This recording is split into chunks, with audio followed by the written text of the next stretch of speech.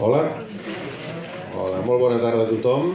Benvinguts i benvingudes. Agrair-vos que sigueu avui aquí, amb el fred que fa, però jo penso que serà un tema prou interessant, encara que el títol sigui prou llarg, però el tema és interessant i a més tenim dues persones molt coneixedores del tema i que penso que ens portaran una mica de claror a la foscor. Amb aquesta veu queda bé,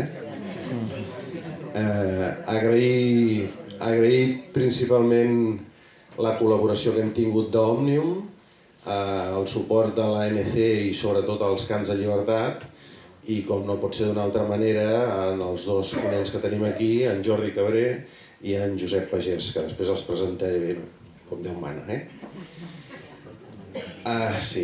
Abans de fer tot el tema de la presentació i les preguntes i tot això, el que sí que volia explicar una pinzellada de l'organització d'aquest acte és del Consell Local de la República a Terrassa. Nosaltres, com a Consell Local, el que us hem de dir és que, malgrat estigui passant tot el que estigui passant i la destitució del govern o acabar de plegar el govern, com a Consell Local nosaltres seguim treballant. Nosaltres seguim fent les coses que fèiem, seguim treballant a la Comissió de Llengua i Cultura, estem ja preparant la tercera edició de la Fira del Llibre en Català a Terrassa, estem fent aquesta presentació, la Comissió de Festes i Festejos avui m'acaba d'anunciar un fet molt important, que és que el 24 de maig el Consell Local organitza un concert d'en Julien, que és el Julien, és aquell xicot jove de la Catalunya Nord, i el concert aquest serà principalment a benefici de la Bressola de la Catalunya Nord. Tindrem tot el suport de l'Ajuntament i de diferents entitats més que a partir d'ara ja començarem a treballar amb ells, que això és d'agrair. Dit això, com a Consell Local a dia d'avui no hem pogut fer cap acte. Sabeu que a l'haver plegat el govern hi ha eleccions entre el 8 i el 12 de febrer per escollir nou president del Consell de la República,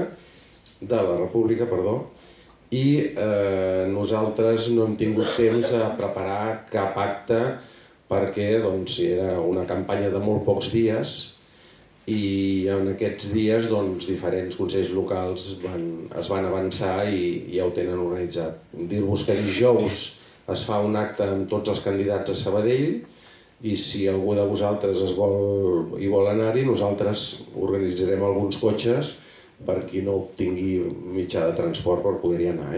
Vull dir que ens ho digui i farem el possible. I finalment, un cop hagi sortit el president, es farà una assemblea ciutadana per posicionar-nos realment, aviam què fem i cap a on anem. Dit això, com que sabeu que jo em toca, perquè el francès sempre em fitxa, em toca fer aquestes presentacions. Avui farem les presentacions, jo faré unes preguntes amb els ponents que ells aniran dient i anirem improvisant i canviant i fent el que puguem i després deixarem un torn de preguntes pel públic per si voleu fer alguna pregunta amb qualsevol d'ells dos. I a 8:45 o menys 10 ja farem el fi de festa, perquè a les 9 hem de marxar. Vinga. Dit això, comencem amb allò que m'agrada tant a mi, que és fer les presentacions. Josep, benvingut, gràcies per ser aquí. Serà una presentació molt fàcil perquè ho he copiat de la Wikipedia.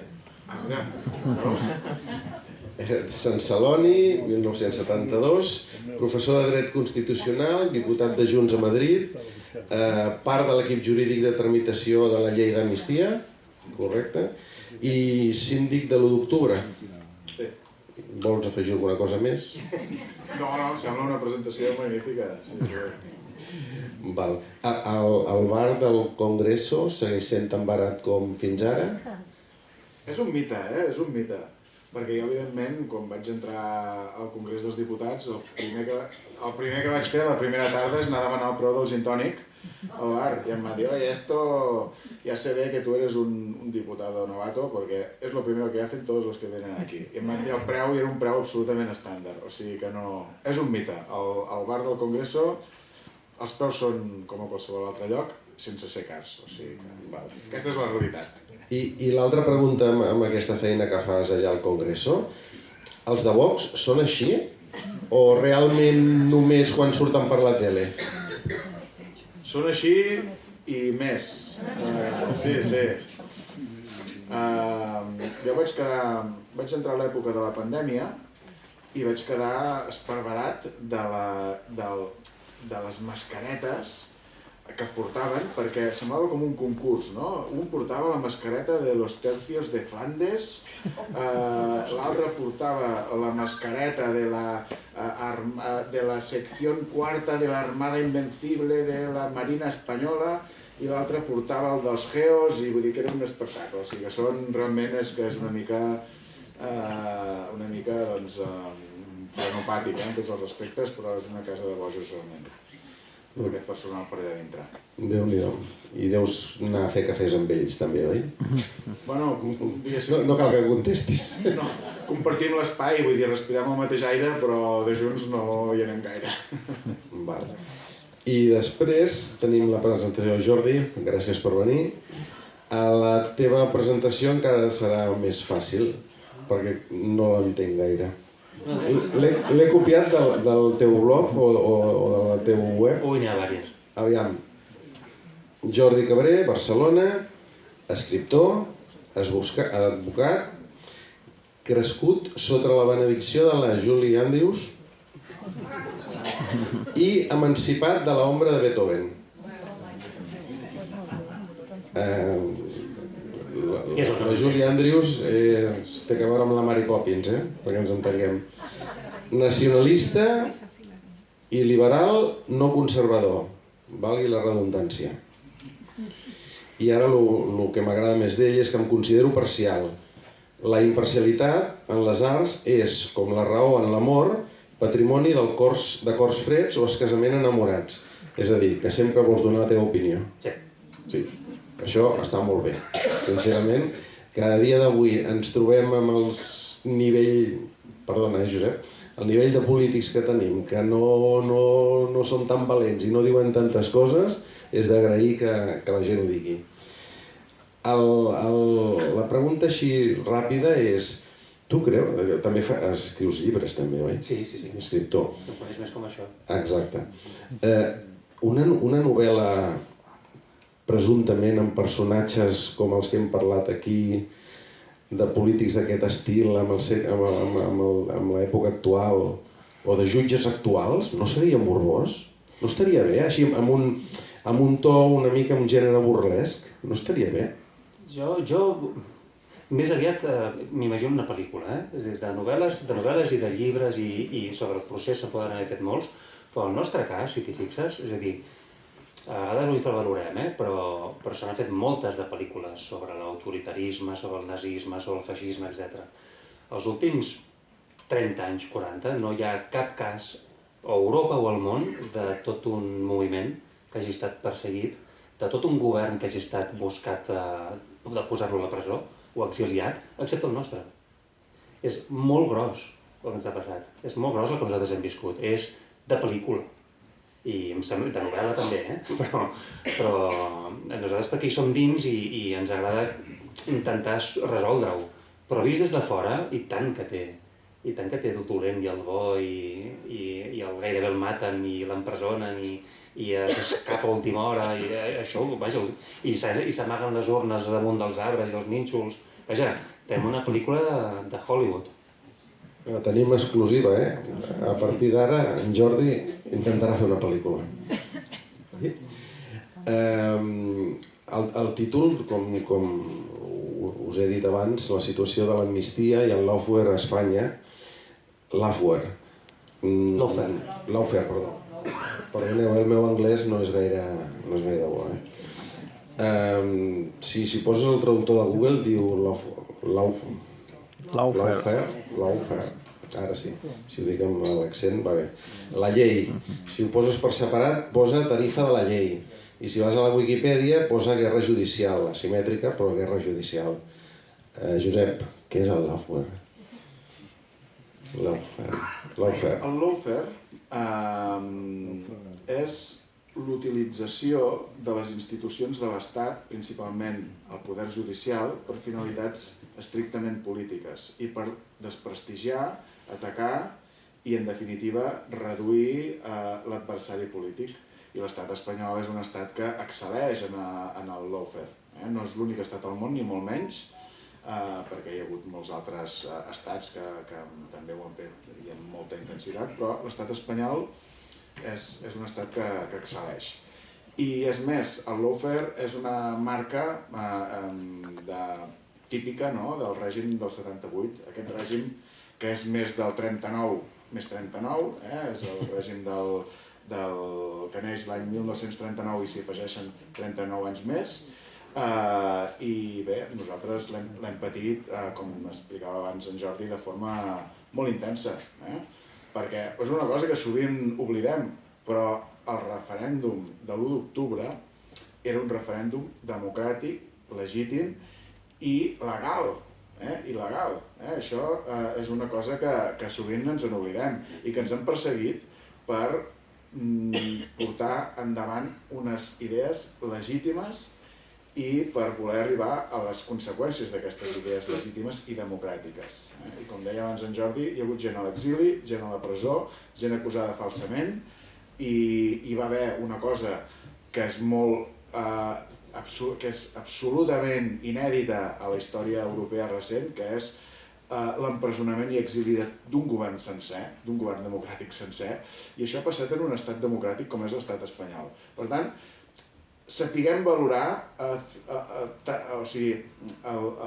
que hem fet i sapiguem valorar també alguna conseqüència o algun pas que hem fet després d'haver fet l'1 d'octubre, com és la llei d'amnistia. I aquest és un tema que... Ara en parlarem. Sí.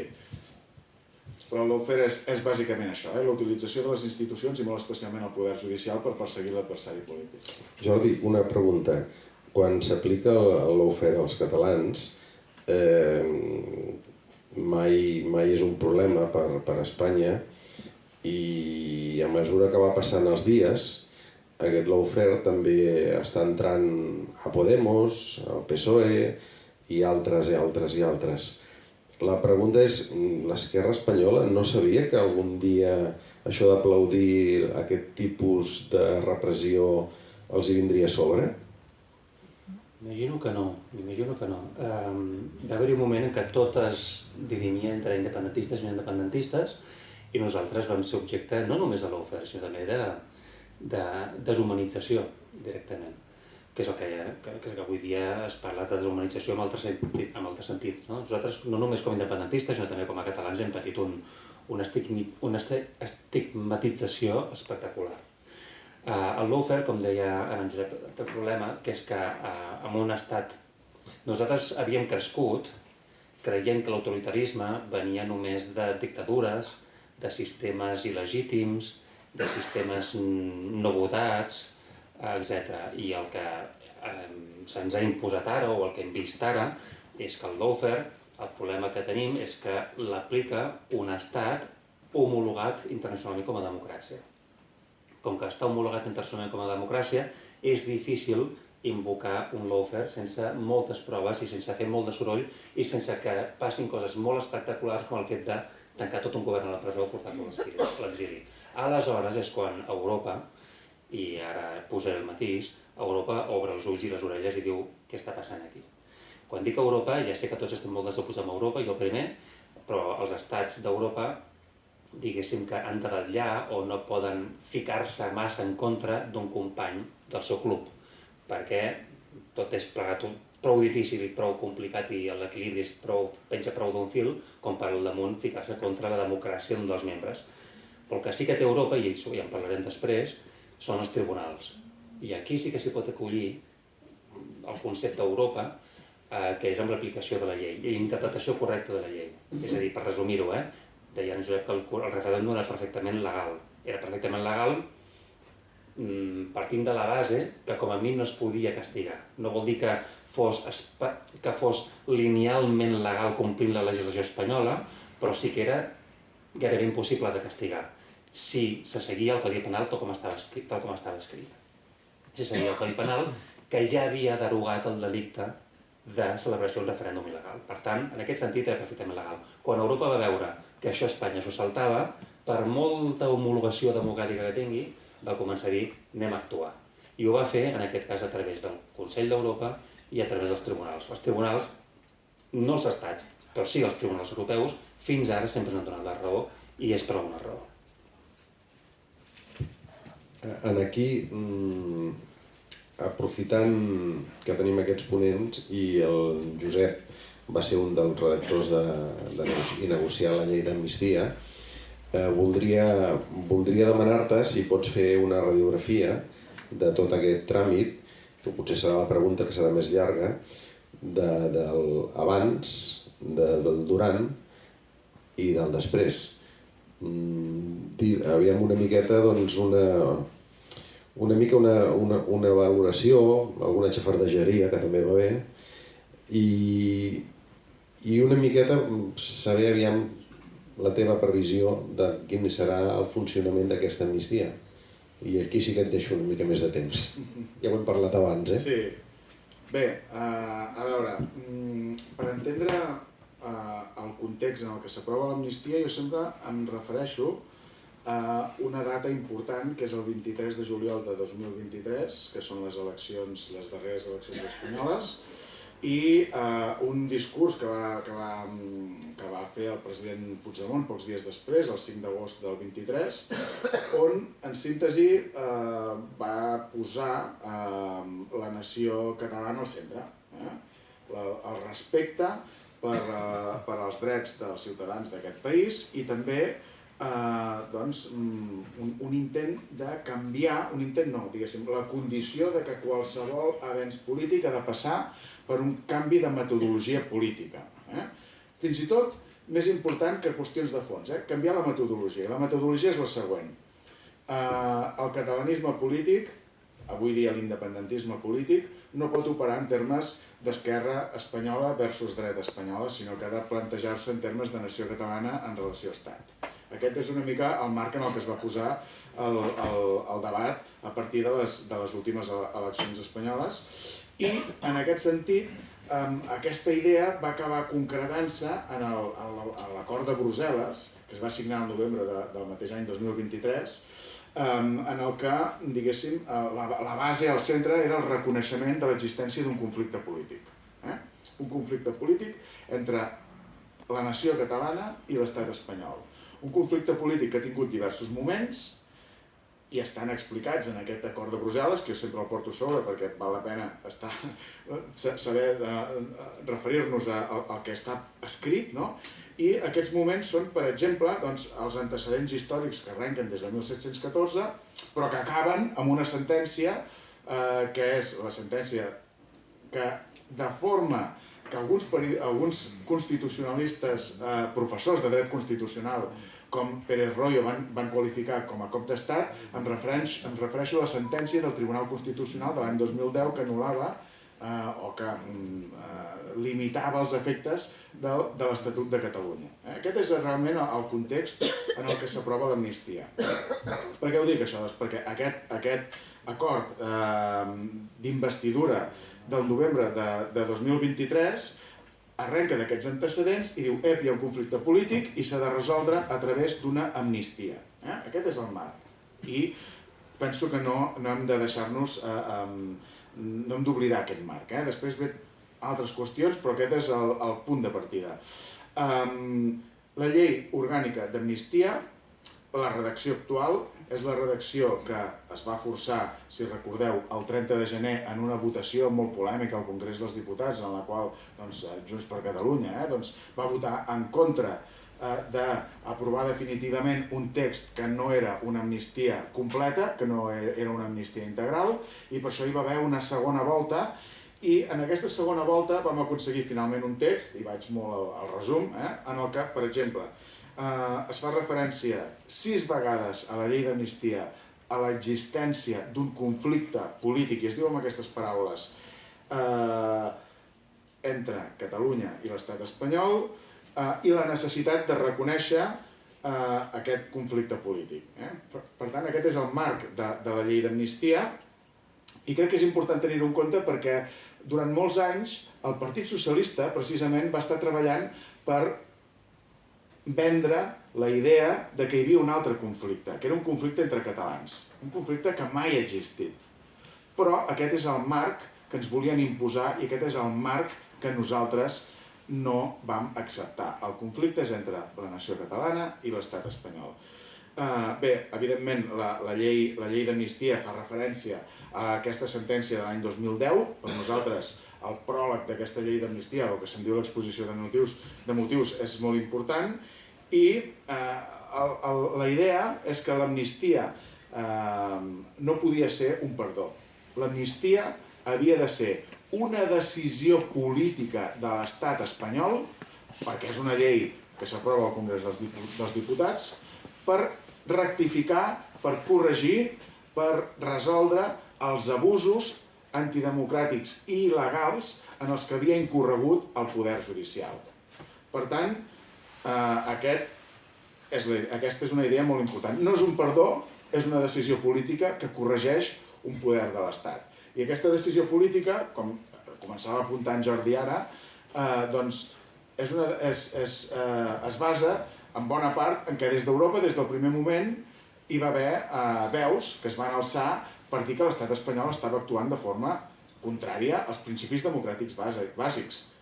L'Assemblea de Parlamentaris del Consell d'Europa, amb el famós informe Silevich, que potser algú recorda, no? És molt important perquè el Consell d'Europa va dir que Espanya estava vulnerant drets en la repressió dels responsables del procés independentista, però també resolucions de les Nacions Unides, per exemple, condemnant les detencions il·legals i els atacs a la llibertat d'expressió i els drets polítics dels representants de l'independentisme, el que després ha anat configurant-se com un concepte que ha tornat a Europa i concretament al Tribunal de Justícia de la Unió Europea, que és del grup objectivament identificable de persones que són perseguides.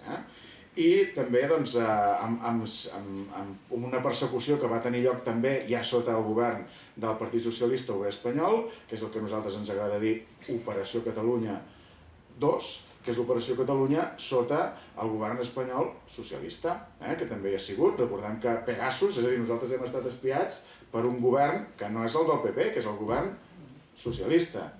I totes les inèrcies de l'Operació Catalunya del Ministeri de l'Interior del senyor Fernández Díaz han continuat després dins del propi Ministeri de l'Interior. L'Operació Pegasus també té ramificacions, que crec que en parlem després, a nivell...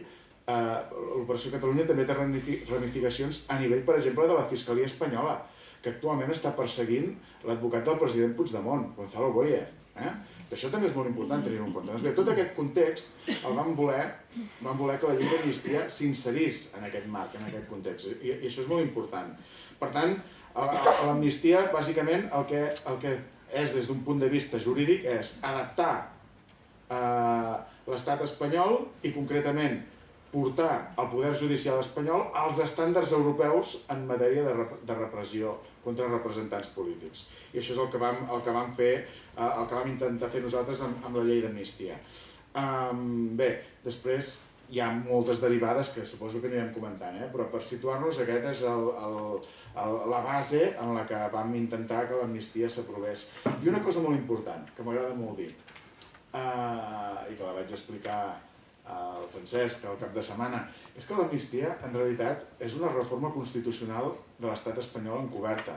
És una mena de mutació constitucional i per això sempre dic que tenien raó els juristes més conservadors que diuen que l'amnistia té trampa, perquè l'amnistia és un cavall de Troia pel règim del 78. Potser ara no ho estem veient, però és un cavall de Troia pel règim del 78 perquè de sota mà hem qüestionat el règim del 78 radicalment, perquè hem qüestionat un dels òrgans que dona diguéssim, legitimitat al règim del 78, que és el poder judicial.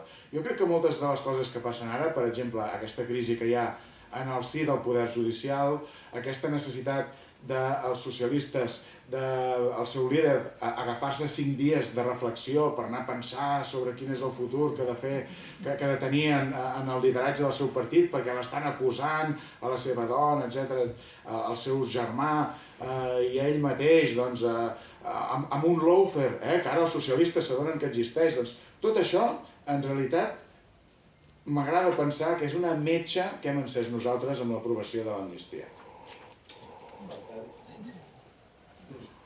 Hola. Per tant, ara la valoració, te la deixo, Jordi. Tenim previst tots els antecedents que hi ha, tota la prèvia aquesta i els resultats que hi estan havent. Que tots sabem que em sembla que s'han amnistiat més policies que no pas independentistes. Sobretot molta paciència, perquè a més a més l'aposta és llarga i perquè els resultats es veuran a poc, però una mica, perquè m'he deixat de respondre la pregunta d'abans, només subratllar, perquè em serveix per també fer el marc dels antecedents, sense l'aplicació del 155 hauria estat impossible la persecució dels polítics. És a dir, aplicant el 155 el que es permetia és que persones que eren immunes o que tenien una certa jurisdicció, una certa protecció jurídica especial, se'ls hi negava de seguida. És a dir, d'un dia per l'altre passaven a ser ningú. I de tal manera que se'ls podia perseguir judicialment com qualsevol altre ciutadà. Ho dic perquè això, el PSOE en va ser còmplice. Ara que plora del lawfare i de com se li aplica la llei de determinada manera, ells van ser còmplices d'això, com a antecedent just després del referèndum. També, compartint completament el context que esmentava en Josep, estem davant d'un... A mi no m'agrada venir a parlar d'amnistia i de lawfare. A mi m'agradaria estar parlant d'independència. I em sembla que tots vosaltres també. I per això estem. El que passa és que, ara ho esmentaves molt bé, estem davant d'una oportunitat que ha agafat Espanya per reformar-se, no perquè nosaltres li haguem demanat, sinó perquè Europa li ha demanat. I amb això també m'acullo amb el que esmentaves ara del Consell d'Europa. Estem davant d'un ara no toca general. No vol dir abandonar la independència, no vol dir que la causa no sigui exactament la independència, sinó d'un ara no toca general perquè s'ha com aturat el temps. Després del referèndum, després de la DUI i després del 155. Tot allò havia escalat moltíssim i va haver-hi un moment en què a algú se li va acudir un canvi de cartes, anem a parar tot això, es va fer de manera que es va propiciar una moció de censura per treure el Rajoy del govern, al mateix temps que, mentrestant, els catalans tenien dificultats per nomenar independentistes com a presidents de la Generalitat. És a dir, era com una mena de ni tu ni jo general que va servir al Consell d'Europa en un moment donat per intervenir i fer una resolució que voldria recordar que portava, l'Assemblea del Consell d'Europa portava l'epígraf de... feia referència a com actuar, no recordo exactament com anava, però com actuar davant d'estats que no permeten el debat democràtic en els parlaments. Jo referia específicament a Turquia i a Espanya. No venia a dir que... no deia explícitament que Espanya tingués presos polítics, però sí que esmentava el concepte de presos polítics dintre l'epígraf. És a dir, hi ha coses que passen estranyes en alguns estats, no miro ningú, és una mena de no miro ningú, però per casualitat esmentaré Turquia i Espanya. I feia unes quantes recomanacions. Aquestes recomanacions per mi són l'origen d'aquest ara no toca general, que és com una mena de llarguíssima mediació, en la qual encara estem. Per tant, els que som inflamats com tots els que estem aquí, ens hem de refredar una mica. Aquesta mediació que proposava el Consell d'Europa començava dient, d'entrada el Codi Penal el canviareu de manera que tot allò que es faci referència a sedició, rebel·lió, etc., que per cert ho heu fet servir per empresonar aquesta gent, ho haureu d'interpretar de manera harmònica amb el fet que s'hagués despenalitzat la convocatòria d'un referèndum abans. I aquí va procedir l'endemà mateix Pedro Sánchez a procedir als indults i a reformar el Codi Penal. Els indults va ser un primer intent, el que passa que els indults van ser insuficients, alguna gent s'hi va acollir, alguna gent va poder sortir de la presó gràcies als indults, però evidentment la caça major no va ser possible perquè vam entrar en el tema de la malversació no entrava, i per tant doncs, aquí va venir també l'aplicació de l'amnistia, el pronunciament del Tribunal de Justícia de la Unió Europea parlant de GOI, de grups objectivament identificables, és a dir, donant-nos la raó bastant en tot, amb les causes d'extradició, etc. Però sempre hi havia una cosa que faltava, que era la maleïda malversació, que es referia específicament a Puigdemont i a Junqueras. I d'aquí va venir també, no només per acollir a tota la gent causada i a tota la gent que havia participat en mobilitzacions, etc., sinó també de manera molt específica la caça major del president Puigdemont, incloent-hi, gràcies a la intervenció de Gonzalo Boye i a una resistència per aprovar una llei que era incompleta, introduir el tema de malversació. Què passa ara? Doncs que, malgrat que s'hi ha introduït, tenim un Tribunal Suprem que no vol admetre-ho, que fins i tot va pronunciar-se en contra abans que sortís la llei aprovada, i tenim una fiscalia que tampoc hi ajuda massa, i un Tribunal Constitucional que ho ha de resoldre. Preveiem que en alguns mesos ho acabarà resolent a través de la seva nova composició. Però per si de cas això no s'apliqués, per si de cas Espanya no complís, etc., tenim uns tribunals de justícia de la Unió Europea que estan, en aquest cas, amb aquests temes totalment alineats. És a dir, Europa no ens ajuda, Europa no ens mira, Europa no ens estima, el que vulguis, que la nostra causa, amb això estem sols. Ara, pel que fa als drets humans, pel que fa als drets polítics, pel que fa a la persecució política de persones i pel que fa a la interpretació correcta de la llei, en això Europa l'hem de tenir necessàriament a favor i la tenim necessàriament a favor.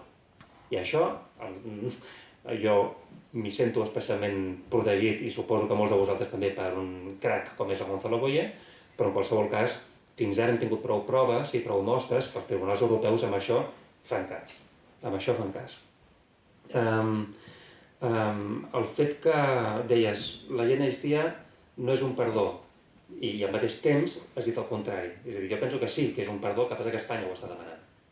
Espanya està com dient, me l'envaino i torno a començar. I sí que té un punt constitucional, té un punt de moment constitucional, moment constituent. L'última vegada que va haver-hi una amnistia bastant general a Espanya era el 78, era el 75 de fet. I per tant, si ens trobem ara davant d'una causa general d'amnistia on s'hi parla directament de delictes polítics i d'allò que pot ser admès i allò que no pot ser admès, em sembla que podem parlar d'un possible moment constituent a Espanya del qual jo soc profundament escèptic. I amb això segueixo amb allò que deia, i per això derivava del Consell d'Europa, perquè la resolució del Consell d'Europa deia, primer, reformeu el Codi Penal, en aquest sentit, segon, la malversació s'ha d'entendre com un delicte on les partides que s'han malversat han de quedar perfectament delimitades, i això és el que s'ha intentat modificar, i l'últim punt, que és l'interessant, el polític, deia, i determinats conflictes seran resolts de manera dialogada amb dos límits. Un, la Constitució espanyola, això sí que ens sap greu que de moment ens hi haurem de cenyir, tot i que la Constitució espanyola admet un referèndum, i en segon lloc el respecte als drets humans, que és la cosa que a nosaltres ens salva i a la qual ens acollim.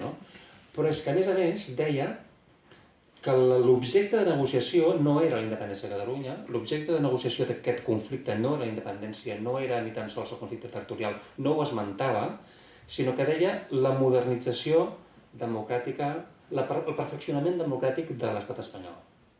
Estem donant l'oportunitat en aquest moment a través de mediació, de mediadors, com és bastant visible ara mateix amb una taula de mediació a Europa, amb observadors a Suïssa, no observadors internacionals, com estem observant, estem davant d'un enèsim intent o d'un últim intent d'Espanya per modernitzar-se democràticament, començant pels organismes judicials que esmentava en Josep.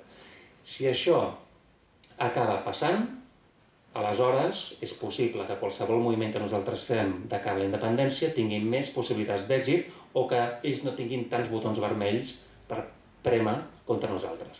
I si no acaba fructificant, doncs nosaltres i això és la part que em sembla que pot ser més creativa, nosaltres com a mínim tindrem uns observadors internacionals que hauran arribat a la mateixa conclusió que nosaltres, que és que no hi ha res a fer i res a modernitzar. M'acaba d'aixafar la següent pregunta, però no passa res. Era preguntar-te sobre qui controla aquesta no aplicació de la legalitat a Europa. Déu-n'hi-do. Josep, què en saps de l'acció Cassandra? Creus que és una bona actitud?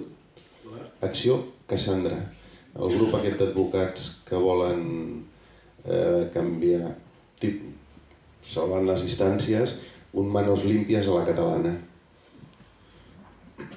Bé, a veure, primer m'agradaria fer un comentari, que és que un exmagistrat del Tribunal Suprem, membre de Juezas y Jueces por la Democracia, aquest cap de setmana va fer un article molt bonic al diari El País, queixant-se de que la interlocutòria del Tribunal Suprem doncs que acusa o que diguéssim porta a la imputació del fiscal general de l'Estat socialista, Álvaro García Ortiz, doncs està absolutament mancat de contingut, és totalment buit, són acusacions no justificades, etc. I clar, la meva primera reacció quan vaig llegir aquest article va dir, hòstia, aquest ha caigut de la figuera, no? Perquè portem des del 2014 amb acusacions mancades d'absolut fonament contra els representants polítics catalans, i no només els representants, els ciutadans de Catalunya que han volgut participar moltes vegades en manifestacions i n'han sortit també escaldats amb acusacions, etc.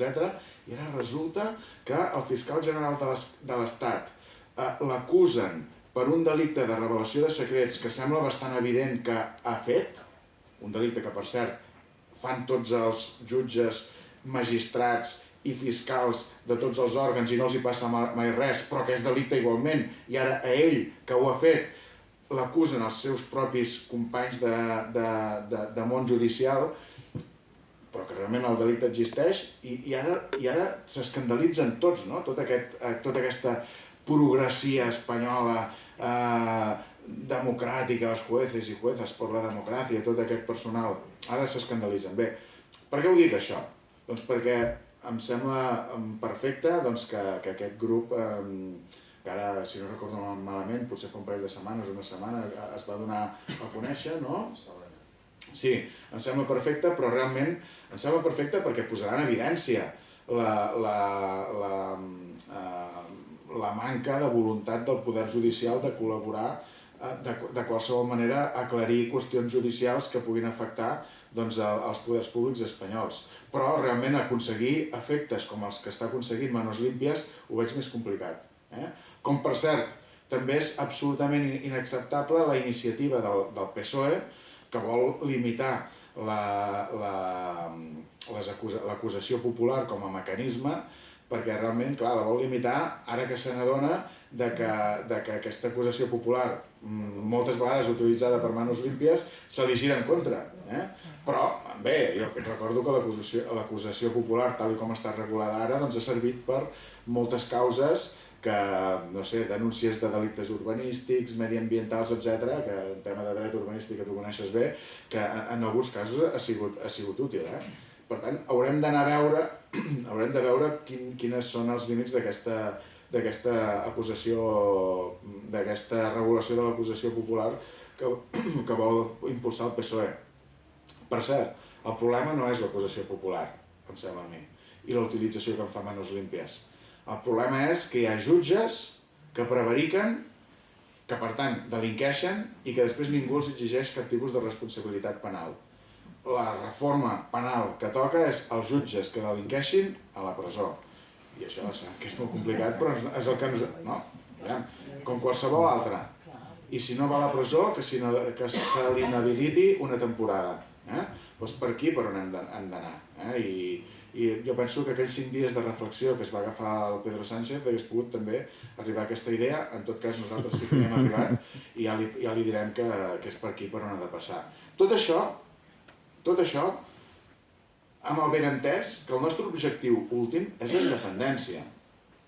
Però qualsevol ocell que se'ns foti a tiro, li dispararem també. O sigui, que quedi clar. És una metàfora, És una metàfora, però la idea és aquesta.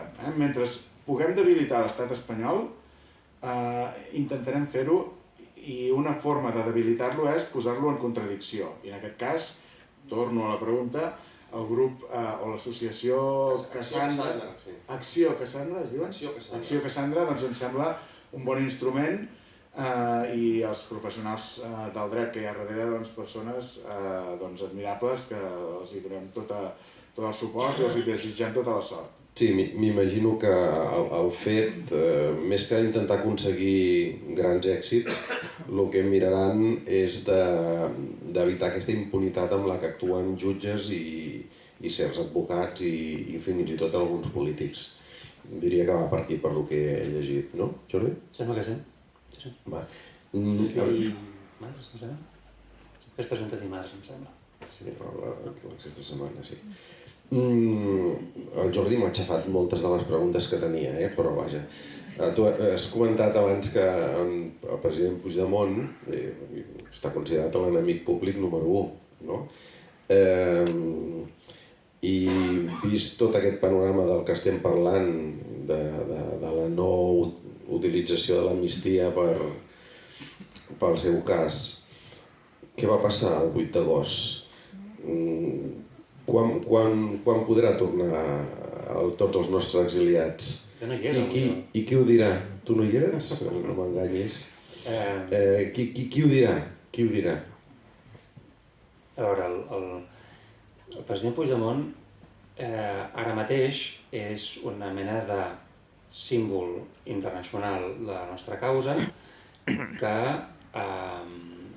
va tenir un protagonisme majúscul amb tot el tema i que ara el té d'una manera, diguéssim, menys èpica. Bàsicament és això, menys èpica perquè estem en temps, com he dit abans, de negociació i de diàleg. No se sent? Estem en temps de negociació i de diàleg i ell està intentant liderar aquesta negociació que per mi no és una negociació. Jordi, perdona, el 8 d'agost va ser poc èpic? No, en general... Jo em sembla que si mires la cara de la gent va ser fantàstic, No, parlo en general. Avui no hi ha èpica. El 8 d'agost ho va ser molt i el Puigdemont és l'única persona que és capaç encara de crear capítols èpics. Jo en voldria molts més, i a més em temo que no podem viure només de capítols així, perquè no podem viure d'això. Però ell demostra, tant aquell octubre com després a través dels tribunals com el 8 d'agost, que troba la fórmula, no només jurídica, també política, de deixar-los a tots en pilotes. I això és un avís en tota regla. A vegades, jo abans he parlat del 155, perquè el 155 per mi és el botó vermell que té Espanya. És a dir, jo he arribat a la conclusió que no són els jutges i que no són els fiscals i que no és el Codi Penal, sinó que és el 155. És a dir, no fa falta cap jutge que t'acusi de res. Només fa falta que un president d'un govern prengui el botó del 155 i se t'acaba l'autonomia i, per tant, tu ja no ets ningú. Per tant, per molta independència que vulguis fer, ja no tens l'autoritat per representar el poble de Catalunya des del punt de vista legal espanyol. I això és efectiu. Això és bastant efectiu i em sembla que en aquest sentit se n'han sortit i tenen aquest botó vermell que, tot i així, per mi és insuficient. No els hi arregla en absolut el problema, perquè nosaltres en tenim altres de botons vermells. I el Puigdemont té forma de botó vermell català. El 8 d'agost ho demostra, en el sentit que, escolteu, jo havia dit que vindria i a més a la que vull vinc i a més me'n vaig i no hi ha manera de trobar-me. També em guardo tot allò que va passar a l'octubre com un antecedent d'allò que pot passar en el futur. M'ho guardo, jo vaig protagonitzar-ho, m'ho guardo com com a instrument de legitimitat que allò que pugui passar en el futur i de discussió a la taula de diàleg, m'ho guardo. I en tercer lloc, el que ja desconec és què vol fer en el futur. El que ja desconec és si aquesta força que té la vol fer servir per poder aixecar el moviment en el futur o si per ara només la vol fer servir per arribar a la màxima negociació possible. Jo això ho desconec, però tinc la intuïció que una persona que no té ganes d'aixecar el moviment no fa el 8 d'agost, fa una altra cosa.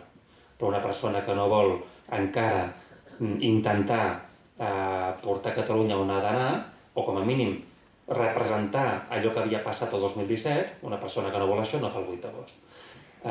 No crec que ningú més ara mateix pugui representar el que va passar a l'octubre que ell, amb tots els seus defectes, totes les seves contradiccions, tot allò que hauria pogut fer i no va fer, etc, que podem discutir 1000 vegades, però el nostre botó vermell té forma d'aquest tipus de política, de vostès m'imposen unes determinades normes que jo de tant en tant em puc saltar i a més faig que tots els mitjans internacionals vinguin i ho observin en directe.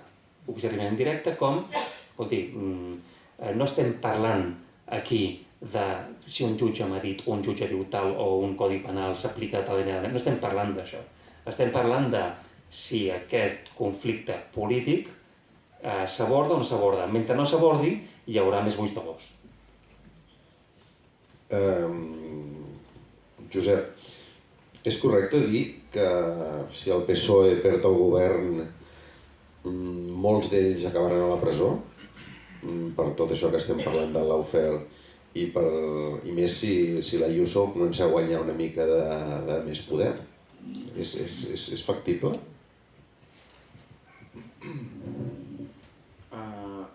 És més factible ara que fa uns anys. I bé, és una pregunta interessant perquè no es sol plantejar, però realment hi ha hagut un efecte del procés independentista, de l'acord de Brussel·les i de l'aprovació de l'amnistia i de la consegüent frase de José María Aznar que va ser, si us recordeu, que cada qual haga lo que pueda. Doncs a partir d'aquesta frase sí que és més possible que els líders de partits polítics que no siguin estrictament seguidors de la doctrina Marchena, Llarena, Lamela, etc., puguin acabar a la presó, i tant.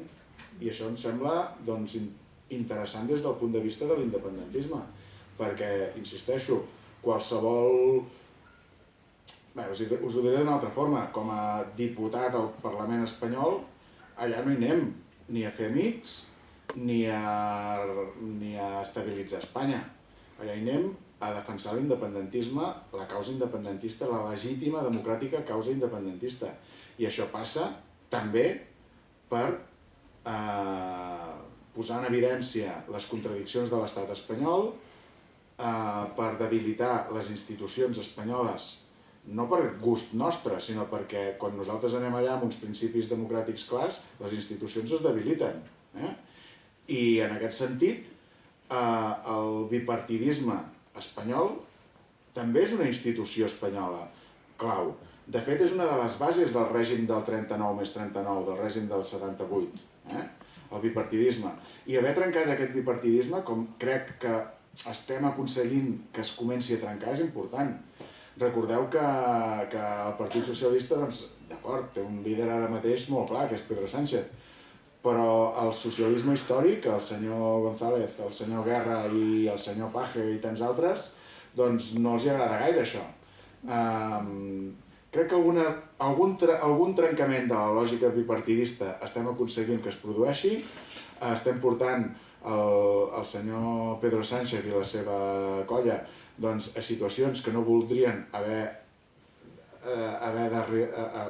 arribat mai, com votar una llei d'amnistia que és frontalment contrària al règim del 78, i això pot comportar, no sé si ho estic lligant bé o no, però aquestes conseqüències penals que esmentes. De fet, fixem-nos, és que la dona del president del govern està acusada de greus delictes de corrupció, amb més o menys base.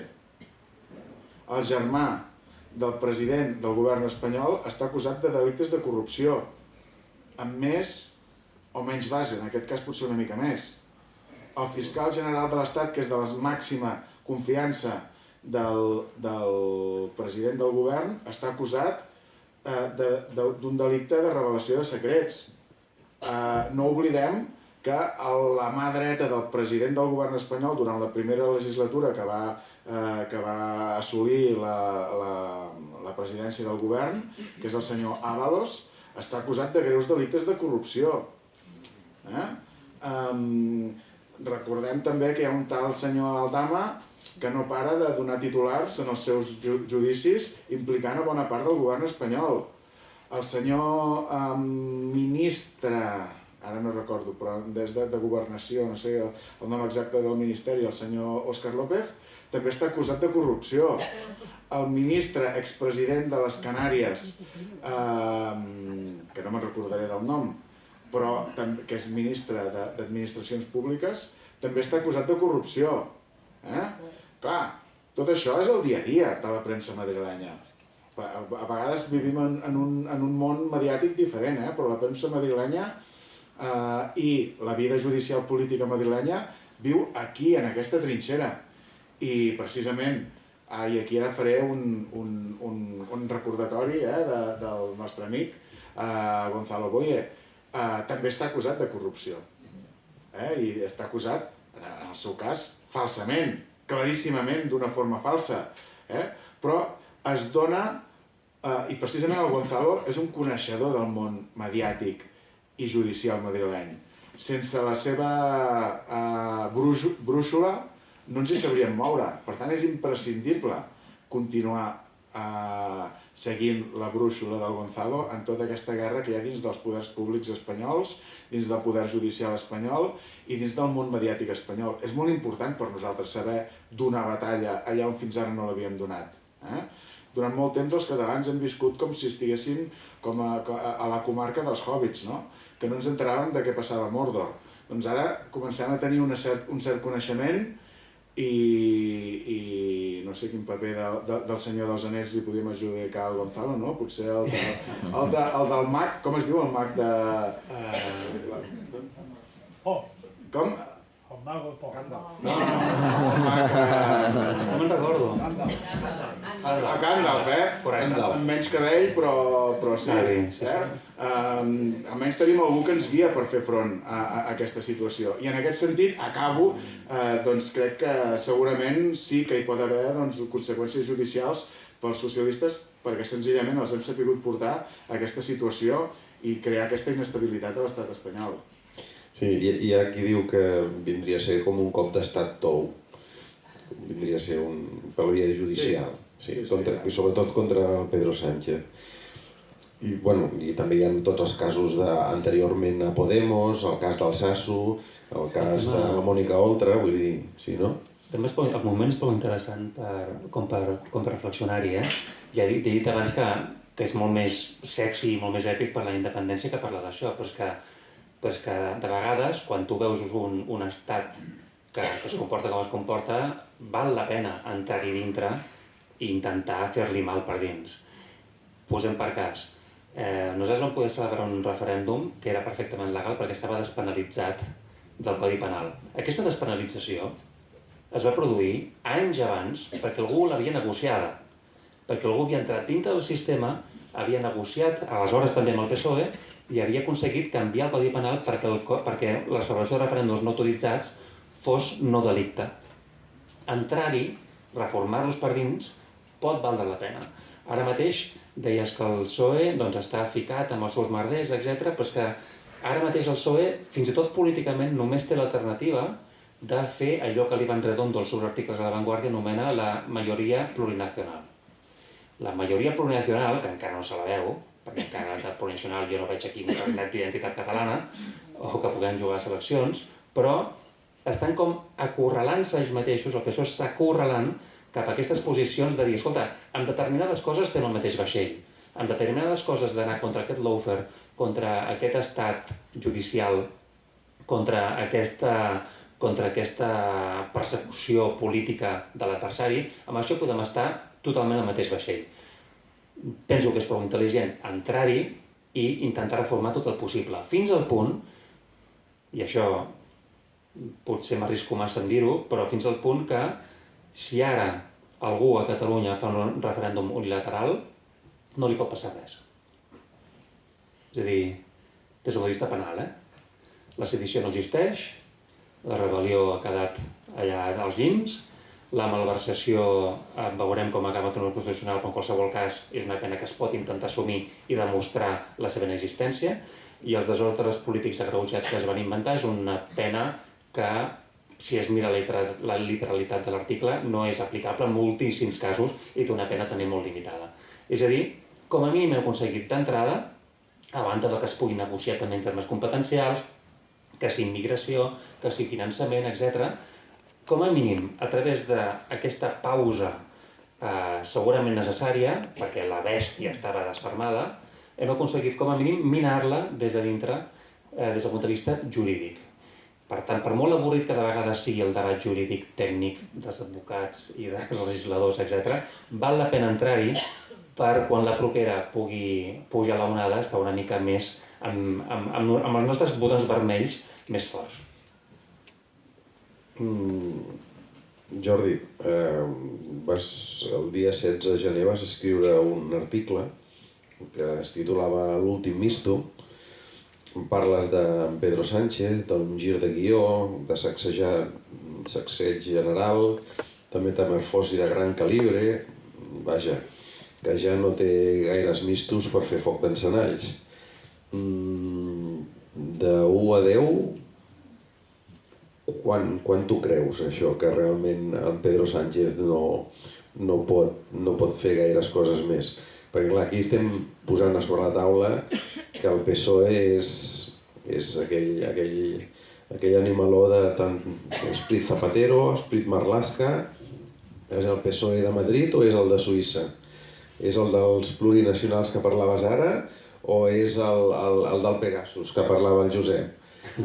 És el dels nostàlgics del 155 o és el PSOE de l'Illa?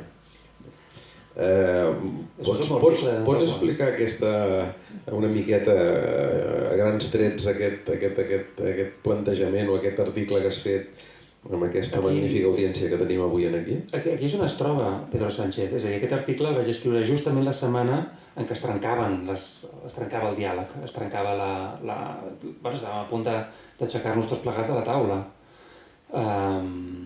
I de vegades, quan de vegades sembla que no hi ha res més a fer, perquè realment semblen jocs contraposats i interessos massa contraposats, doncs de vegades una persona és un misto i la cosa més o menys s'encén. El foc, en aquest cas, seria la taula de Suïssa, si realment té algun sentit encara continuar-la o no. La meva tesi en aquest article, el Pedro Sánchez pot aguantar tant com vulgui, sense pressupostos, i això és el de menys. És a dir, que aguanti aquest senyor és el de menys. El tema és si aguanta el relat, l'exposició de motius que deia en Josep, si aguanta el relat pel qual estem parlant d'un conflicte que s'ha de resoldre. Si d'això en parlem o no en parlem. Jo tinc l'esperança que d'aquí als pocs 3 mesos d'això, d'aquestes coses, no de les pensions i del transport, etc., sinó d'aquestes coses se'n pugui estar parlant seriosament. Em consta que se n'està parlant, però que el pacte és no parlar-ne massa, de no treure massa informació del que pugui parlar-se en aquesta taula, però en qualsevol cas jo vaig voler com a mínim informar que la cosa estava al límit, que realment el diàleg s'estava trencant. I de vegades, quan la cosa està al límit, hi ha algú que diu, escolti, d'acord, em rendeixo, fem el que vostè digui i seguim parlant. Això és el que ha passat.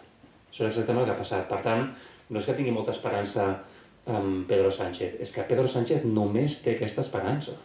És a dir, si jo ho analitzo fredament, Pedro Sánchez només es pot acollir a l'esperit d'aquest pacte, a l'esperit d'aquesta negociació, o perdre-ho tot i donar lloc a aquesta pèrfida dreta espanyola, PP, Vox, etc. Però o realment es creu les paraules d'Iván Redondo parlant de majoria plurinacional, o se les creu de veritat, o Pedro Sánchez ja no pot tirar de discursos woke, de si els trans, de si els drets socials... No pot tirar molt més d'això. Ha d'admetre que el seu discurs d'esquerres només és insuficient i que té la sort o la mala sort d'estar acompanyat de partits nacionalistes. Doncs, o s'ho creu o acabarà sol, com li ha passat a Sumar, etc. Sol i a la Garjola, segurament. Pot ser també. Aviam, canviem una miqueta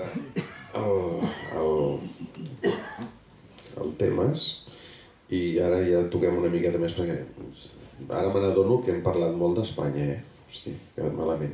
Josep, síndic de l'1 d'octubre, com estàs? Com està el tema del judici? Com està la teva situació judicial? No ho sé, no m'interessa un tema que... No. No, ara seriosament. Els síndics de l'1 d'octubre vam ser absolts en una sentència que senzillament deia que les acusacions que teníem o que se'ns formulaven en contra nostra doncs no tenien cap mena de fonament, com és veritat.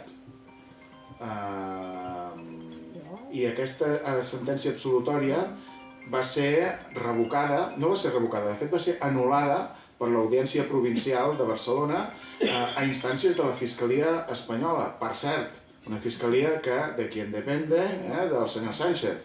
Per tant, va ser l'any 2022 que se'ns va revocar la sentència absolutòria, no? I per tant, des del 2022 estem pendents de que se'ns jutgi.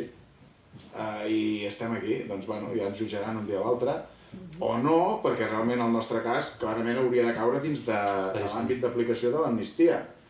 Però com que els jutges estan prevaricant també en el nostre cas, perquè la llei d'amnistia és claríssima al respecte de que qualsevol òrgan judicial que tingui sobre la taula un tema del que hagi de dictar sentència, o que en el seu cas encara no sigui moment de dictar sentència, però senzillament el tingui sobre la taula, ha d'aplicar la llei d'amnistia. I es neguen a fer-ho. Bé, en tot cas, estem molt tranquils els membres de la sindicatura perquè, primera, en el meu cas, jo tinc una advocada excepcional que és la Isabel Elval, la dona del Gonzalo. La vam tenir aquí, sí. Sí, i després, bé, sabem que en tot cas és impensable, després d'haver-se aprovat l'amnistia, que a més tenint una sentència originària que ens absolia, doncs estem perfectament tranquils perquè sabem que no hi haurà conseqüències penals. Senzillament, ara és el moment, ja em perdonareu, però de disfrutar d'aquesta disfunció del poder judicial. Vull dir, senzillament ens afecta zero i els jutges estan quedant en evidència, una evidència molt petita i que potser no té gaire recorregut, però és una petita mostra del fora de joc en el que ha incorregut el poder judicial espanyol. Una mostra més entre moltíssimes. Una situació que, per cert, no té res a veure, la nostra, amb la situació que està vivint el conseller Puig, actualment a l'exili. Això sí que és una situació gravíssima, perquè havent-hi una acusació contra ell, en el seu cas de malversació, si no recordo malament, i sent claríssima la llei d'amnistia en el sentit de que s'han d'aixecar de forma immediata les ordres de detenció internes i internacionals, perquè la llei d'amnistia és claríssima en aquest punt. Doncs bé, la seva situació des del punt de vista judicial és molt més greu. Només dir això. Jordi, en algun article teu o alguna cosa, per algun lloc, sabeu que totes les preguntes que faig jo no me les invento jo. Aquí som un equip i treballem i el jefe el tenim allà que m'està vigilant veient si ho faig bé. Vull dir que ho fem així. Doncs tu parles que cal reconstruir Catalunya. I amb una base de que no hi ha motivació política, no hi ha motivació per fer política, el nivell polític diu que és molt baix, desconfiança vers les promeses que ens fan els polítics. Això ja és crònic, això ja... Fa poc vam tenir una pluja de milions, no sé si ho vau notar, però va per aquí.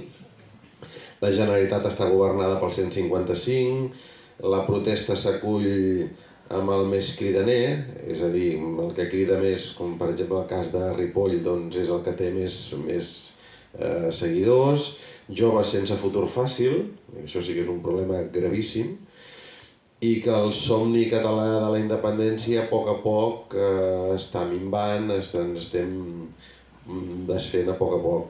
Institucions molt presidencialistes i sense gens d'imaginació, ni de valentia, ni d'ànima. La pregunta és fàcil. Estàs bé, Cabré? Tu vols reconstruir Catalunya, com? La foto em serveix... Recordo que evocava aquell moment del Pujol, que no té res a veure que ell es troba un país desfet per la guerra, però sí que, en sentit molt metafòric i en guerra del segle XXI, jo penso que sí que ens trobem en un moment de certa postguerra, guerra judicial, guerra mediàtica, lawfare, etc. Però una postguerra, i això fa mal, i això pesa en les consciències i en els ànims, i després el resultat que tenim polític és que després de molt intentar-ho per la via judicial i legal s'ha acabat aconseguint que es tingui a la Generalitat el resultat que es volia, que és un president socialista. S'ha aconseguit això. D'acord? I amb el discurs socialista, que el discurs que és de nosaltres som els oberts i els tolerants, vostès són els tancats, rancis i somiatruites. Això, evidentment, només és una fase. Tot això que jo estava descrivint és una fase. No té res de definitiu. Però sí que anímicament toca una certa reconstrucció, un dir, no cal un full de ruta molt concret, però sí un dir, escolti, a la propera que pugi l'onada, que això passarà sempre, perquè el pèndol sempre funciona, a la propera que pugi l'onada, que ens agafi optimistes, que ens agafi preparats i forts, no? Que mentrestant haguem pogut fer lleis a favor del català, que haguem pogut impulsar iniciatives a favor del català, que es puguin fer cassandres, que es puguin fer iniciatives diferents dintre dels partits polítics, que es pugui reformar l'Estat en la mesura que ens convingui a nosaltres, no? Que es pugui també obtenir potser un millor finançament, no ho sé, però en qualsevol cas, el somni català, que nosaltres havíem proclamat als anys 80, que era aquí la gent se'n sortirà, i aquí la gent se'n sortirà econòmicament i professionalment, però també a nivell col·lectiu, qualsevol cosa que ens proposem serà possible, això s'ha trencat.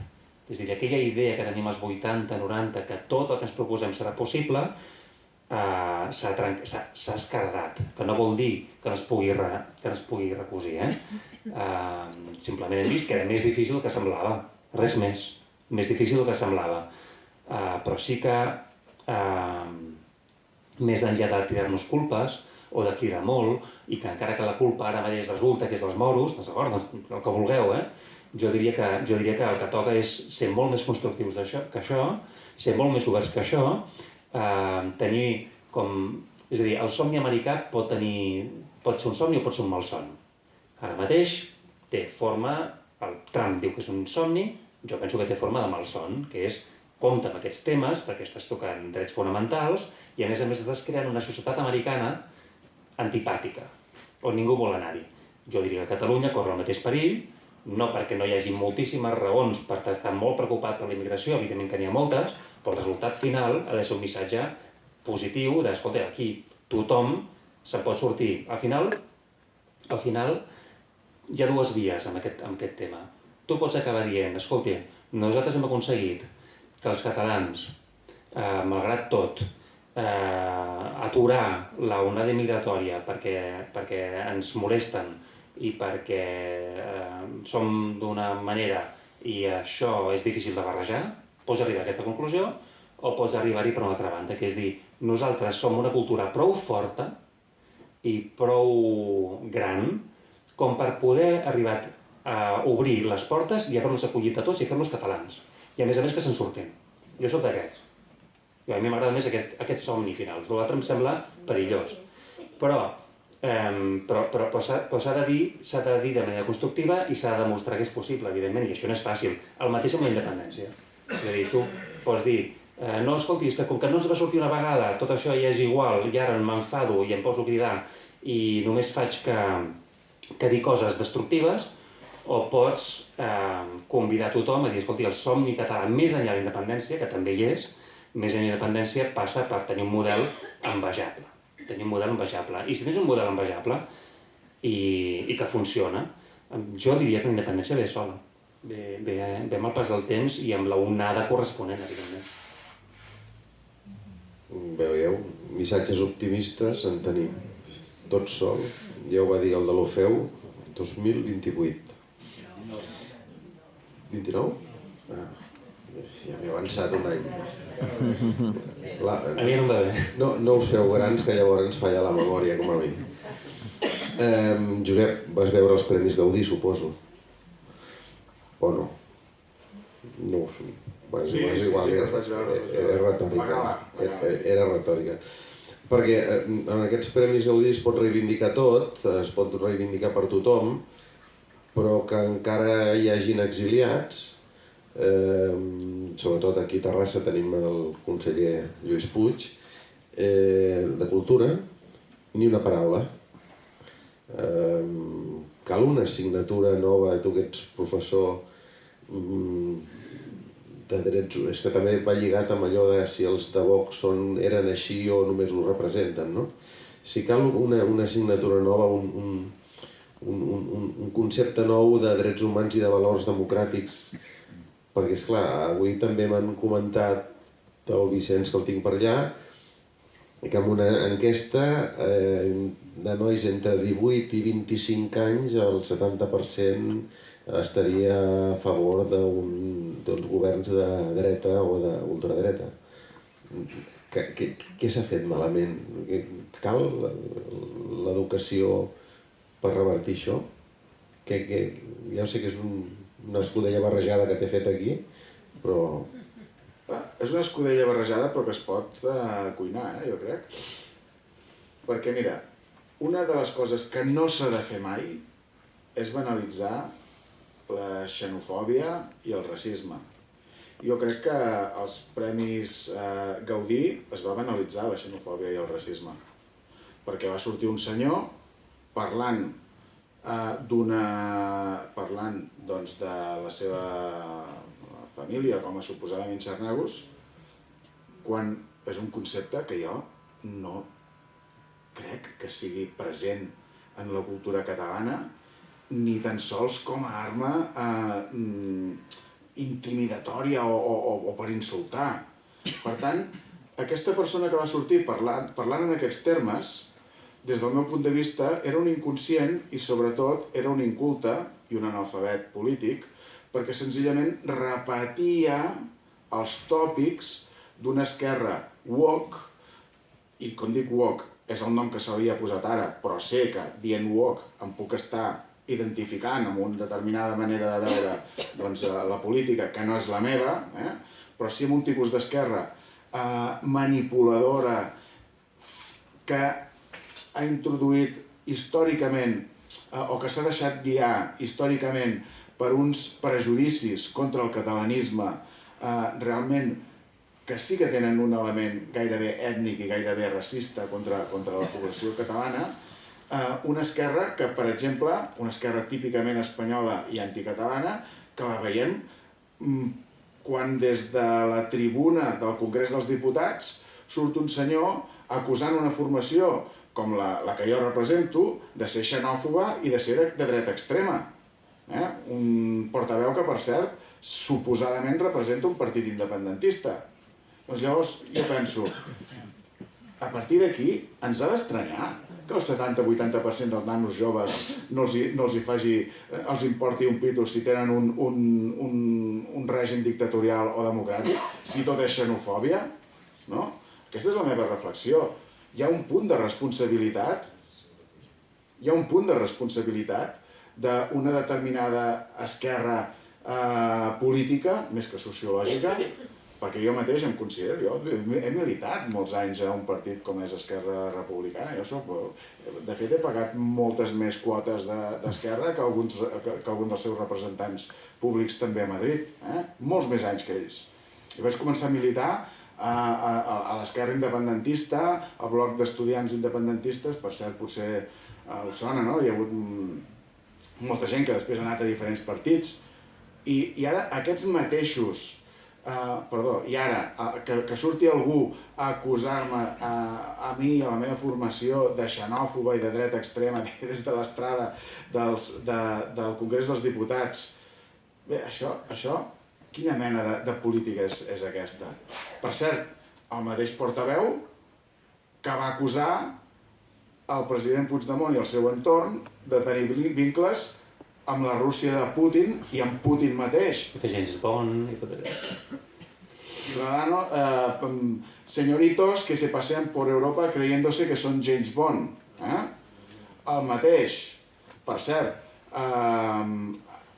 4 dies després de que Rússia envaís Ucraïna i en un context emocional de que Putin era el màxim satanàs de la política mundial. Doncs bé, si alguns fan política d'aquesta forma, atacant els que som demòcrates, els que estem a la mateixa trinxera, algú s'ha d'estranyar que el 70-80% de la canalla o dels nanos joves diguin que els és igual si tenen un dirigent dictatorial o en lloc d'un règim democràtic. Bé, aquesta és la meva reflexió. Totalment, perquè a més, fins i tot se'ns ha dit terroristes, no? Un cop nosaltres som terroristes, doncs llavors ja s'hi va tot, no? Sí. Però és interessant això que deies, de cara al discurs de Gaudí, perquè clar, nosaltres vam celebrar un referèndum molt inclusiu, que l'argument del Partit Socialista era no, és que fer un referèndum divideix la població. I ara es ve un senyor a la tribuna dels Gaudí dividint entre xarneus i no xarneus, que és el discurs veritablement divisor, que és ètnic, que és d'on vinc, els meus cognoms, etc. A més, és dir, la pel·lícula Ocho apellidos vascos se l'ha inventat un espanyol. No, era impossible que la fes un basc o un català. No, ens és igual. Vull dir, no pensem, jo no penso en els cognoms de la gent. Vaja, no sé, o en què parla o no parla. És dir, el referèndum justament era una manera de resoldre un conflicte que convidava tothom que estigués en contra a votar-hi i era una cosa molt cívica, molt laica. No preguntava què creus o què no creus, d'on vens i què professes, què parles. En canvi ara, com això s'ha negat, com que s'ha negat la via democràtica, o s'ha impedit, ara ens trobem amb discursos més identitaris, i que la gent diu, escolti, si això no és possible per la via cívica i laica, doncs jo me'n vaig amb els meus, me'n vaig amb la meva tribu, i ho trobo normal que ja no en forma d'extrema dreta. Això són qualificacions que no vull entrar-hi perquè em sembla que poden ser banalitzadores de moviments, diguéssim, més perillosos que aquest. Però partits profundament identitaris, i tant que sí. I tant que sí. Si no puc ni tan sols proposar un referèndum, evidentment que m'agafo a la protecció de la meva identitat. Ho entenc perfectament i ho hauríem de fer tots. Lligat amb els moviments de resistència que has parlat abans, Jordi, aquí a Terrassa tenim un moviment espectacular, que són els Cants de Llibertat, que porten 7 anys ininterrompudament cantant cada dia. Són un exemple de dignitat i de coratge, i que jo diria que no són la resistència, ho he dit malament, són la persistència. És el mirar endavant, el tirar endavant. Això ja... L'última vegada que vaig estar a la FACT va ser el 2019. Sembla que el 2019 que fèiem un homenatge a Lluís Puig, aquí a la sala d'actes gran. I aleshores feia posar la pell de gallina de com havia d'arribar tot plegat amb un exili i amb un... Ostres, tot, què ens està passant, no? Doncs que això ara, en format més petit, però que encara hi sigui... Encara hi és. Em sembla no només d'agrair, sinó que a més demostra que allò que deia, que allò el somni encara continua. Tu comentes que si no hi ha conflicte no hi ha nació. Em sembla que ho has amb algun escrit d'aquests teus. Dius que aquesta pausa no és definitiva, aquest petit desmoralització que hi ha que no és definitiva, bueno, també ho diu altres entitats. Per quan tornar a tenir aquesta il·lusió i aquesta força per tornar a tirar endavant? D'entrada, som un conflicte amb una taula de negociació. Per tant, el conflicte, com a paraula i com a concepte, està reconegut. I és molt important que siguem un conflicte. És important perquè jurídicament no som res més. I jurídicament som una comunitat autònoma. Llavors, com que jurídicament no som una nació, i per tant no estem reconeguts com a nació, ni a l'Estatut d'Autonomia, perquè només apareixem al preàmbul allà, ni a l'Estatut d'Autonomia que havíem volgut que s'aprovés, tampoc. Ni a l'estat espanyol ens hi reconeix, ni a Europa ens hi reconeix, ni la ONU ens hi reconeix, aleshores l'únic que et queda és ser com, per entendre's, Palestina, un conflicte. Un conflicte. És a dir, jurídicament no hi ha res més que et reconegui que és que aquí hi ha alguna cosa no resolta. Per tant, aquest concepte s'ha de mantenir. Una altra cosa és que el conflicte pugui ser més intel·ligent i que es pugui fer per vies diverses, que de vegades poden ser més de confrontació i de vegades poden ser més de diàleg, i que de vegades poden ser més explícites i de vegades poden ser més implícites o més pausades, en efecte. Però el conflicte ens hauria de gairebé de definir. El Vicenç Vives deia que Catalunya es defineix per una voluntat de ser, ho comparava amb altres països d'Europa i deia que els catalans es caracteritzen per una ferma voluntat de ser. Jo, en 2025, ho actualitzaria. Es caracteritzen perquè tenen un conflicte no resolt, que és molt diferent. Aviam, portem ja pràcticament hora i mitja. Josep, de tot el que hem estat xerrant, això hi ha alguna cosa... Després t'ho donem torn de paraules, Vull dir, hi ha alguna cosa que creus que ens hem deixat al tinter? Bé, volia incidir en un punt, que és que efectivament hi ha una necessitat de reivindicar l'existència d'un conflicte polític. És evident que la nostra estratègia passa per aquí i que la gestió d'aquesta reivindicació és complexa perquè no té efectes immediats, però sí que pot tenir victòries parcials en el camí, no? I per això insisteixo molt en la necessitat d'una metodologia de confrontació amb l'estat espanyol, que el president Puigdemont en el seu moment va descriure com una confrontació intel·ligent, però que passa per saber utilitzar les oportunitats que dona l'estat, estudiar les seves febleses, disparar a tot ocell que se'ns foti a tiro, com deia abans, i sobretot tenir mentalitat diferent de la que hem tingut històricament, que és una mentalitat que passa per, no tenir gaires complexos i si cal fotre un moc a algú se li fot, si cal fer mala cara i que te la girin, doncs que te la girin, escolta. A l'estat espanyol no hi podem anar mai com un xai que entra, diguéssim, al matadero, a l'escorxador. No hi podem anar amb aquesta mentalitat. Hem d'anar allà a plantar cara i sense manies de que si ens diuen xenòfobs i si ens diuen perquè volem, imagineu-vos, perquè demanem les competències en immigració per Catalunya, unes competències que tenen tants i tants òrgans infraestatals com poden ser els estats alemanys. O que ens diguin que no pensem en la gent perquè no acceptem un Real Decret Llei on, entre moltes mesures, hi ha la revalorització de les pensions i els ajuts al transport públic. Perquè ens van dir, és miserable, és de miserables no votar aquest Real Decret Llei. No, perdona. A veure, la nostra estratègia no passa per sentir-nos ofesos per si qualsevol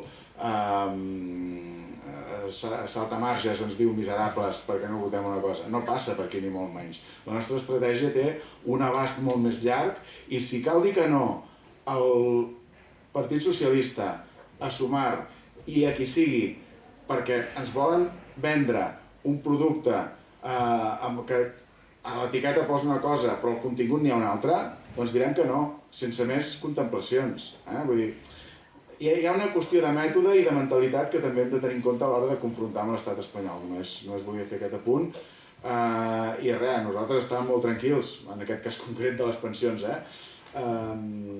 que tots tenim, o ens afecta a nosaltres directament o tenim persones que ens afecten, no?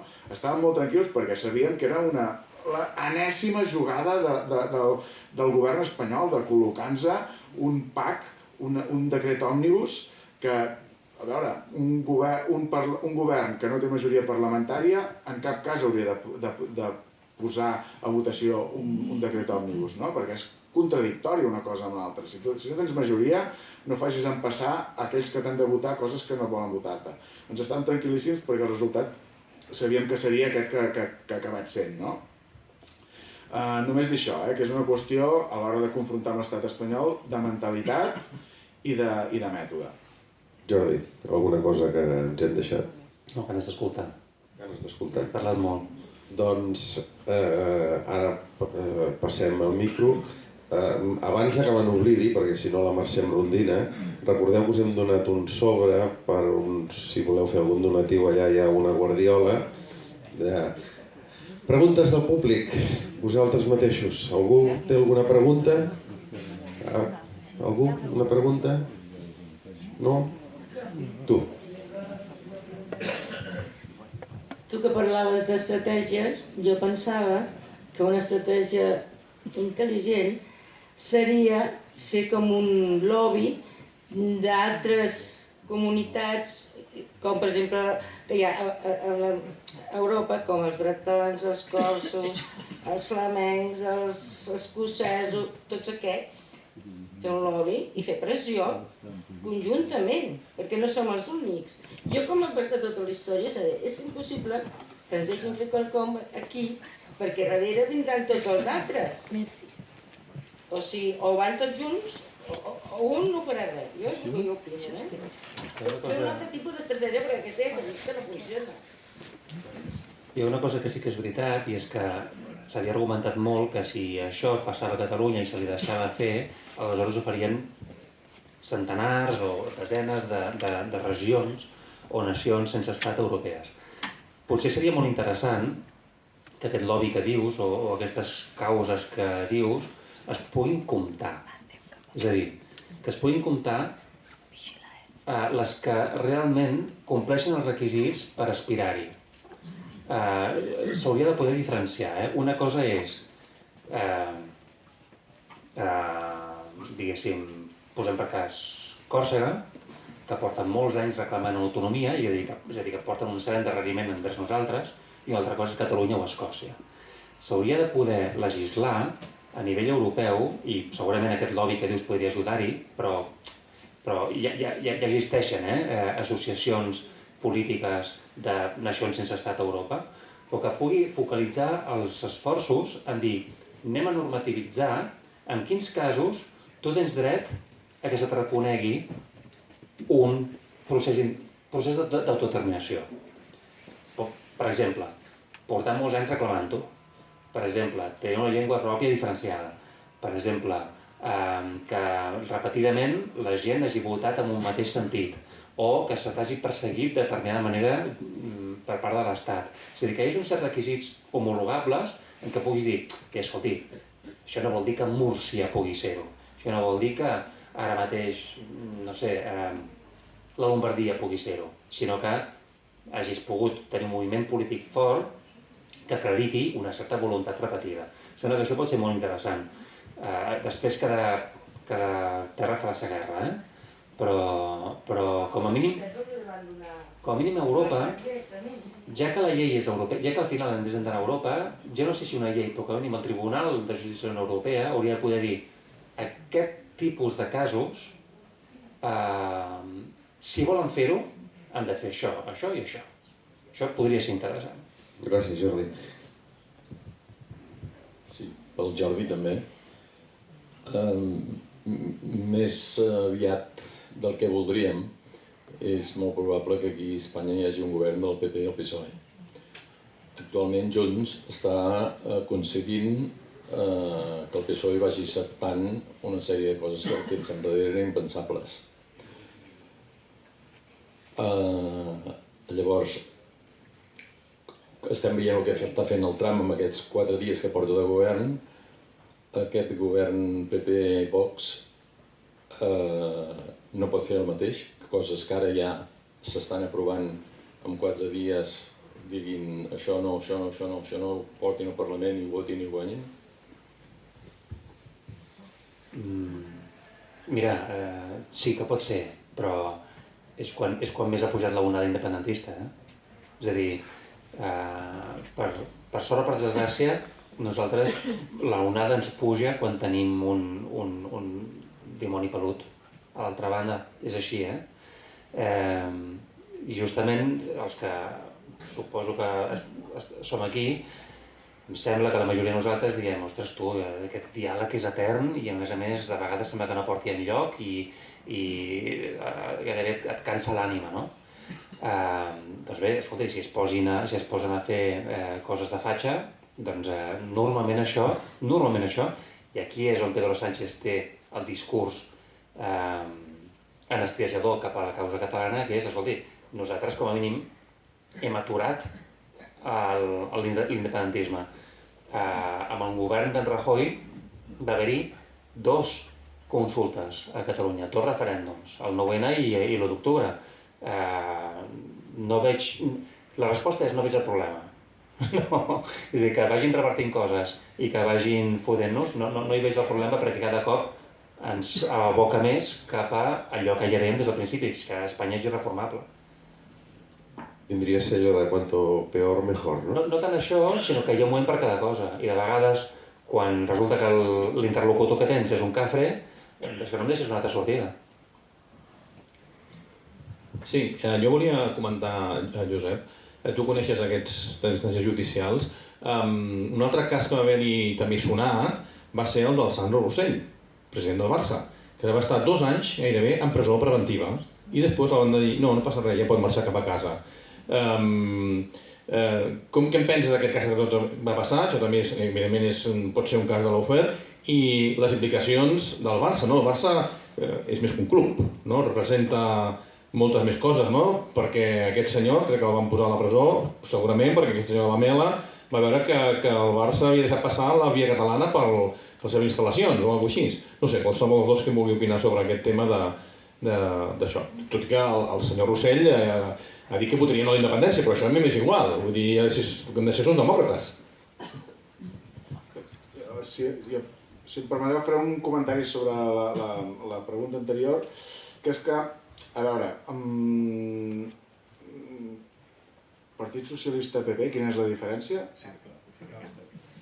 Els dos van votar el 155. És veritat que hem investit Pedro Sánchez amb un acord que passa perquè reconegui que hi ha un conflicte polític, un tema que ha sortit diverses vegades, que passa també perquè hagi aprovat una amnistia que està creant el caos dins de l'estat espanyol. I això ja ens va bé. Vull dir, és així, vull dir, hi ha uns efectes polítics de l'amnistia que són importants i que passen per haver estigmatitzat d'alguna manera el PSOE davant de l'estat profund espanyol. Però més enllà d'això, el PSOE en el seu dia va muntar un GAL. Més recentment ens ha espiat en Pegasus. Abans i durant ha utilitzat el Ministeri de l'Interior per infiltrar policies en moviments socials. Durant tota la lluita jurídica a Europa, el PSOE ha utilitzat tots els recursos per atacar els exiliats, per exemple, a través de l'advocacia de l'Estat. Recordo que, per exemple, és que és molt fort perquè em venen, clar, quan recordem que hi va haver la reforma del Codi Penal, els advocats de l'Estat van sol·licitar una aplicació de la reforma del Codi Penal al president Puigdemont diferent de la que van sol·licitar pels que havien promogut els indults. Sí, els que havien promogut els indults. Jo és que vaig llegir l'advocacia de l'Estat atentament, diguéssim, com aplicava la reforma penal a l'exili i com l'aplicava als que havien estat indultats. I l'aplicació era diferent, i això ho va fer el PSOE. Els advocats de l'Estat són els advocats d'empresa. del govern espanyol.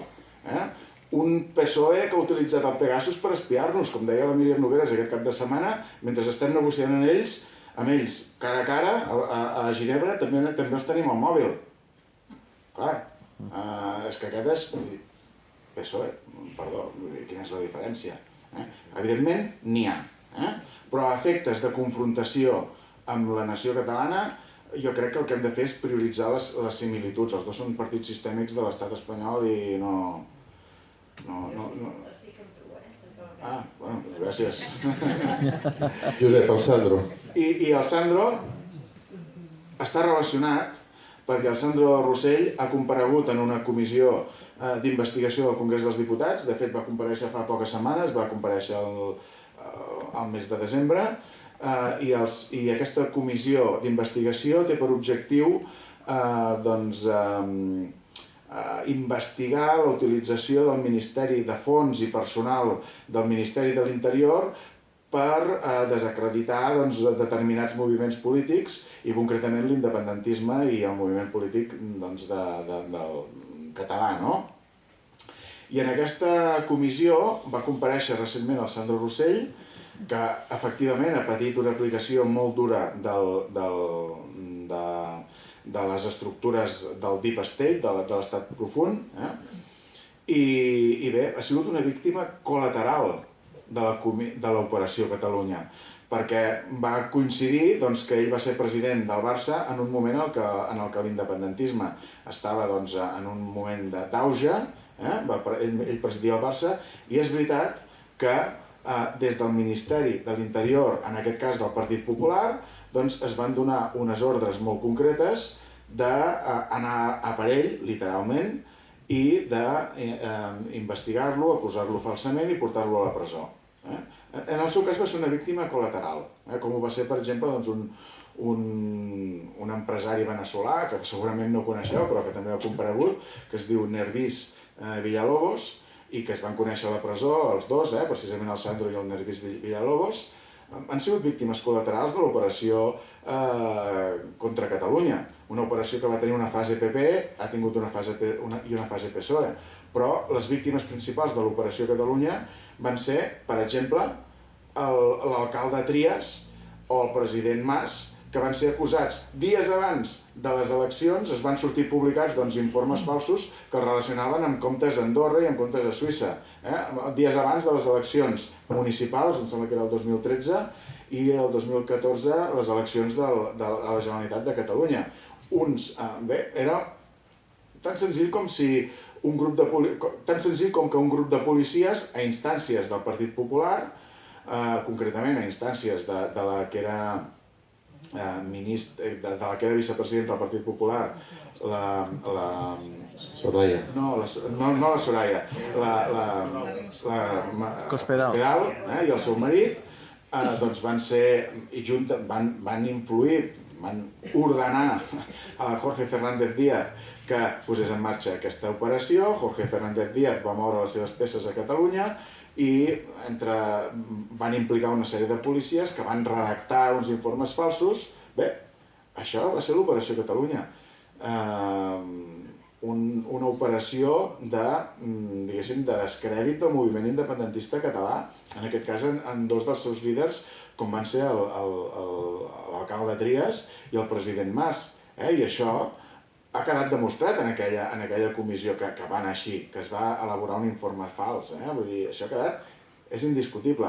I una de les víctimes col·laterals va ser Sandro Rossell. Alguna pregunta més? Sí. Farem una pregunteta més i anirem a sopar. Sí, per qualsevol dels dos. Tinc la sensació que la llei d'amnistia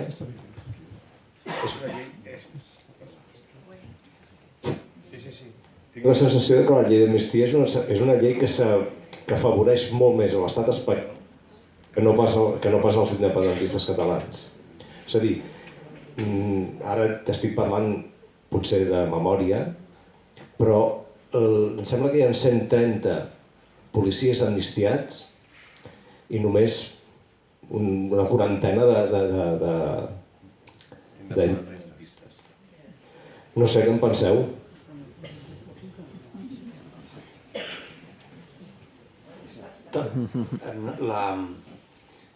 Estic d'acord amb el rànquing, però és que no va d'això.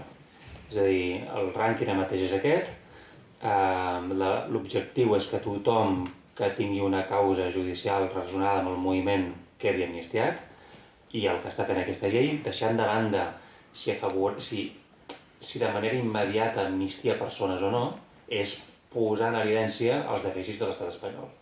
És a dir, tu aproves una llei supervisada molt directament pels tribunals de justícia europeus i l'estat espanyol ha de decidir quin paper vol fer. No el PSOE, no el PP, sinó l'Estat. Vivim on vivim. Jo estic d'acord amb tu en que el rànquing és desmoralitzador i que en voldríem molt més, i començant pel president Puigdemont, que, com he dit abans, simbolitza el conflicte ara mateix, encara el simbolitza, no? Però ja s'ho trobaran, és a dir, el que sí que té la llei d'amnistia és que està blindada perquè qualsevol jutge europeu, que és l'última instància que tenim, l'admeti en tots els casos, del més important al més petit, l'admeti en tots els casos. Allà mateix l'estat espanyol, fins a quin punt vol quedar com un estat que aplica la llei o com un estat que no l'aplica. Jo diria que més enllà del rànquing el que tenim és un striptease públic dels dèficits democràtics de l'estat espanyol, que em sembla que és una cosa que davant d'una taula de negociació amb observadors internacionals pot ser molt interessant. No, només comentar que la llei d'amnistia, a veure, en realitat, encara que sembli contradictori, aquest rànquing, aquestes dades que comentes tu, són un èxit pels que han promogut la llei d'amnistia. Són un èxit. Perquè demostren que l'estat espanyol és renuent a anar als estàndards europeus. El rànquing penal, a nosaltres, ens importa poc. Ens importa més el rànquing polític. I en el rànquing polític, la llei d'amnistia està causant una inestabilitat institucional interna a l'estat espanyol que ens interessa molt més políticament que no pas el rànquing penal. El rànquing penal és un primer terme, és un primer pas, és el que tenim davant del nas. Hem de mirar més enllà. Davant del nas tenim el rànquing penal, que fins ara és desfavorable, però també és veritat que qui entrarà a presó amb la llei d'amnistia vigent a partir d'ara? Si algú entra a presó amb l'amnistia vigent, hi haurà un problema molt greu, molt greu. És a dir, els jutges, encara que no estiguin aplicant la llei d'amnistia, i quan els policies, hi havia alguna possibilitat que els policies amnistiats fossin condemnats? Sembla que no. Doncs llavors aquest rànquing de què serveix? És que no serveix de res. Hi ha 170 policies amnistiats. Si és igual, si no s'haguessin condemnat mai. Nosaltres aquests diners ja els havíem llançat, ja els havíem perdut. Ja sabíem que l'Estat no condemnaria mai a ni un policia. Per tant, que hi hagi 170 o 200 policies amnistiats és que m'és absolutament igual, perquè cap d'ells els hagués condemnat. Mai, en cap cas, de la mateixa manera que no condemnaran mai cap jutge, per molt que prevariquin. Llavors, aquests números són d'una qüestió penal, d'un tram penal, i la llei d'amnistia el que hem de mirar és els efectes polítics que genera, la inestabilitat que genera institucional a l'estat espanyol. I això jo crec que té un recorregut que veurem en 3, 4, 5 anys. Doncs moltes gràcies a tothom per venir.